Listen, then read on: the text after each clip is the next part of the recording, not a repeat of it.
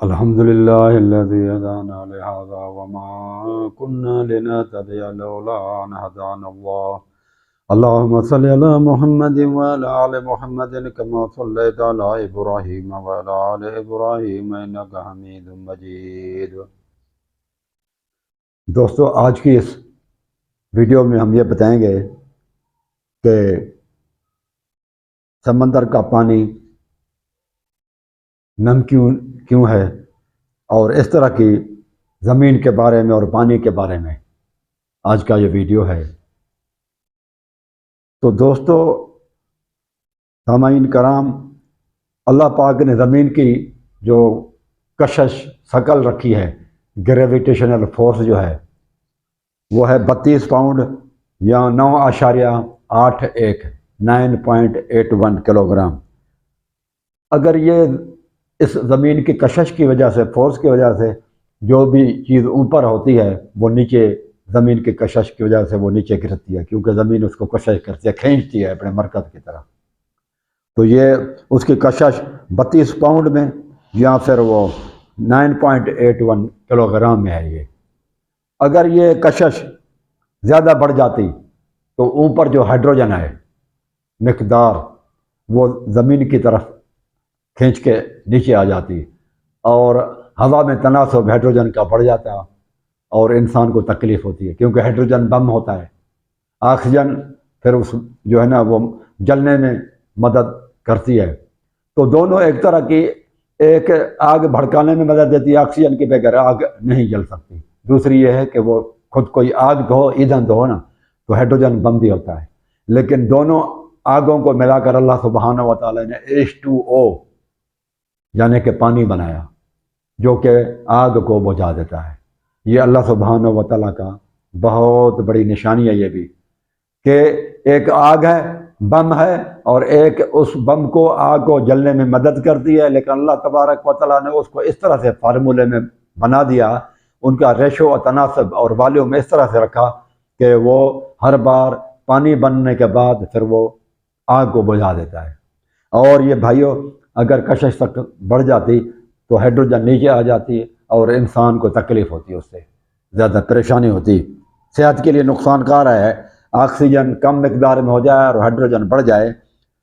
اور اگر یہ کشش زمین کی جو ہے، جو فضا کو قائم رکھی ہوئی ہے، نہیں جانے دیتی، اگر یہ کشش شکل گریویٹیشنل فورس جو ہے یہ زمین کا کم ہو جائے، تو اللہ کے بندو، یہ جو موجود آکسیجن ہمارے اس فضا کے اندر یہ اڑ کے اوپر چلی جائے اور آکسیجن کی مقدار بہت کم ہو جائے، تو بھی اس حالت میں بھی انسان گھٹن کا شکار ہو جاتا، سانس لینے میں بہت زیادہ تکلیف ہو جاتی.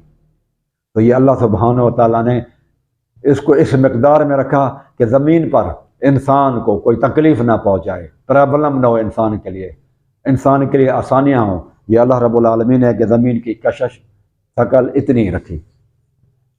دوستو، سمندر کا پانی اللہ تبارک و تعالیٰ نے میٹھا نہیں بنایا بلکہ نمکین بنایا. اگر یہ پانی سمندر کا میٹھا ہوتا تو جو جانور روزانہ ہزاروں کے حساب سے سمندروں میں جانور مرتے ہیں، ان میں مٹھاس کی وجہ سے کیڑے پڑ جاتے. اور سمندری علاقوں میں جو ساحل سمندر پر علاقے ہیں، بڑے بڑے شہر ہیں، ان کے اندر بہت زیادہ تعفن پیدا ہوتا، بدبو آتی، انسان کا رہنا بڑا مسئلہ ہو جاتا ہے وہاں پر. پھر اس بدبو کی وجہ سے، مرنے کی وجہ سے کیڑے پڑ جاتے ان میں، اور کیڑوں کی وجہ سے اور بھی مچھلیاں مر جاتی ہیں زیادہ. تو یہ اللہ تبارک و تعالیٰ نے نمکین بنایا. نمکین کوئی چیز ہو تو اس کو آپ دور تک لے جائیں، اس میں کیڑے کم ہی پڑتے ہیں بنسبت میٹھے پانی کے. مٹھاس، آپ مچھلی کو دور تک آپ لے جائیں اور اب اس میں آپ چینی ڈال کے لے جائیں. لاہور جانا ہو مثلا، سندھ سے پنجاب جانا ہو، یا پشاور جانا ہو، اور یا باہر، تو آپ اس میں اگر چینی ڈالیں گے تو اس میں کیڑے جلدی آ جائیں گے اور بدبو بھی زیادہ پیدا کرے گی. لیکن اس میں اگر نمک ڈال کے پھر آپ لے جائیں گے تو وہ 1-2 دن تک سیف رہے گی، کیڑے کم پڑیں گے اور بدبو بھی اس کی کم ہو جائے گی. لہذا اللہ تبارک و تعالیٰ نے سمندر کو، علاقوں میں بدبو سے بچانے کے لیے اور سمندری جانوروں کو مرنے سے بچنے کے لیے، اللہ تبارک تعالیٰ نے ان کا پانی جو ہے نا، سمندر کا پانی، وہ نمکین بنا دیا.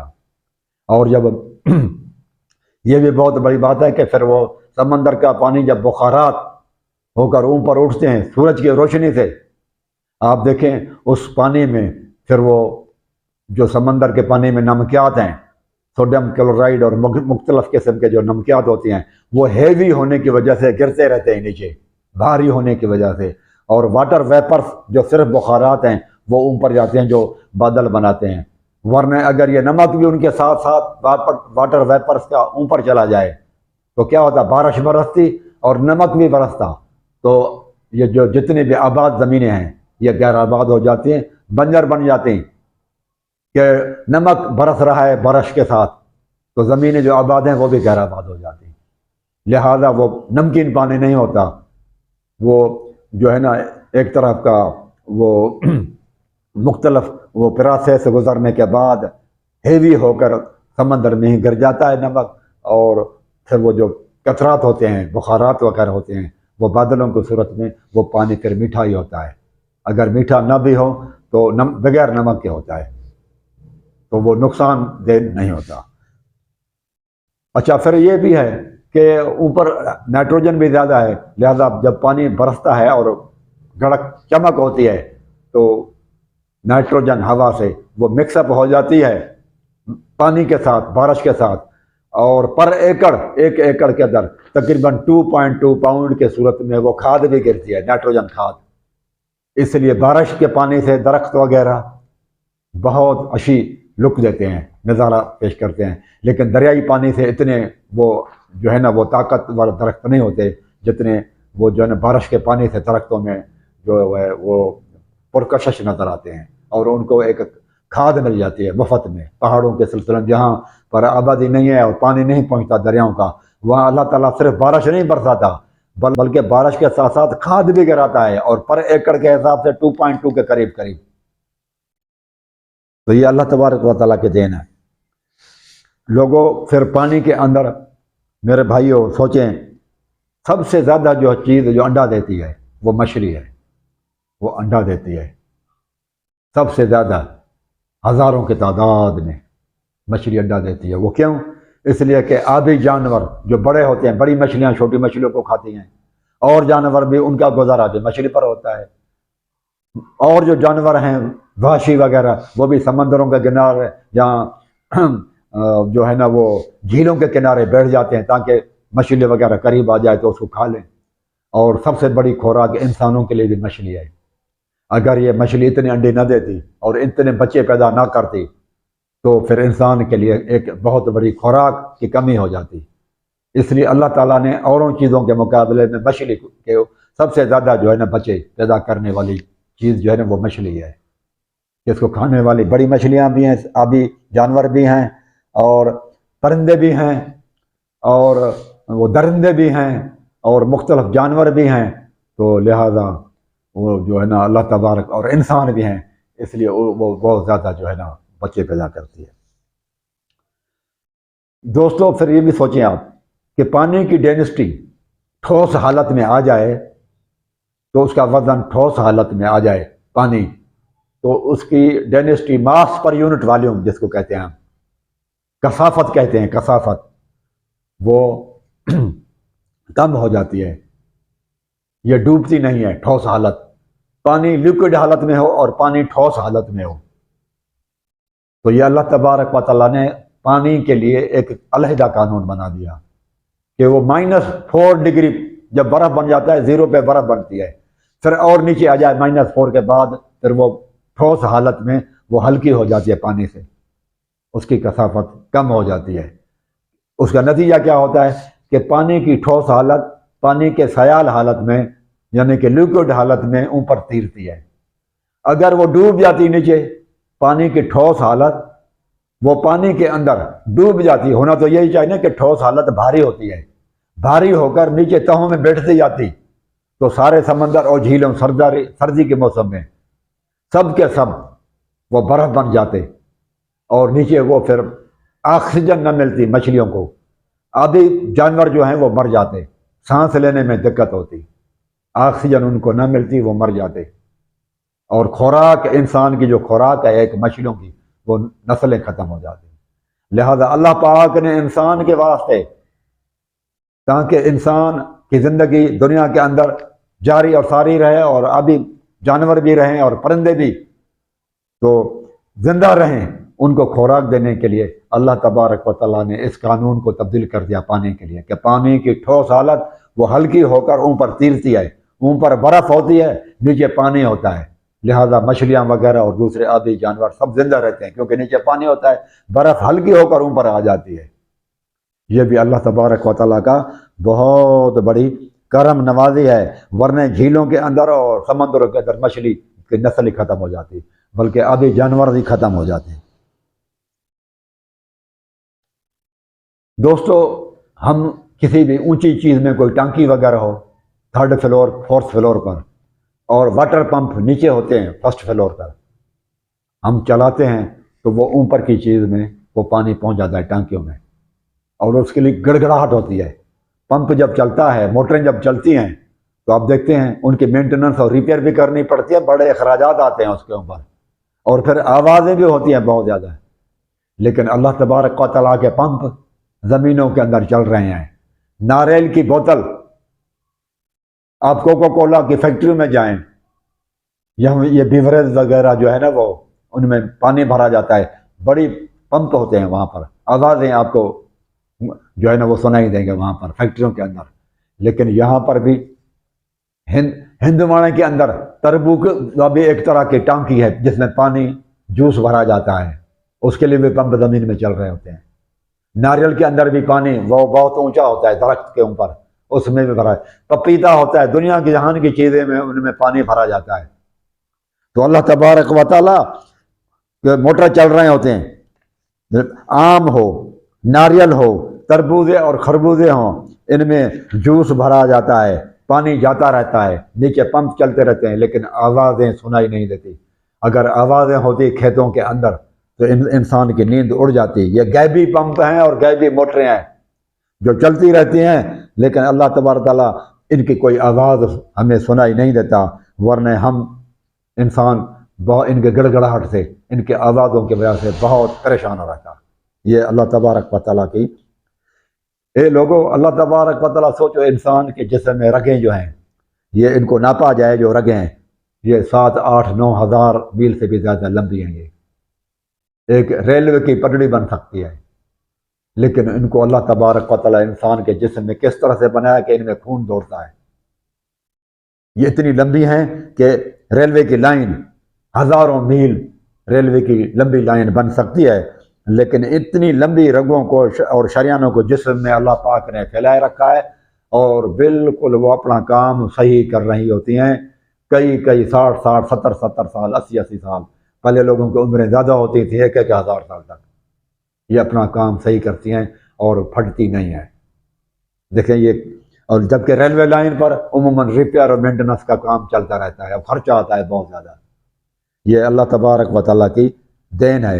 تو میرے بھائیوں، آپ سوچیں، اس کائنات میں 1 کھرب سے زیادہ، 100 ارب 1 کھرب کہلاتا ہے، زیادہ کہکشائیں، اور ہر کہکشاں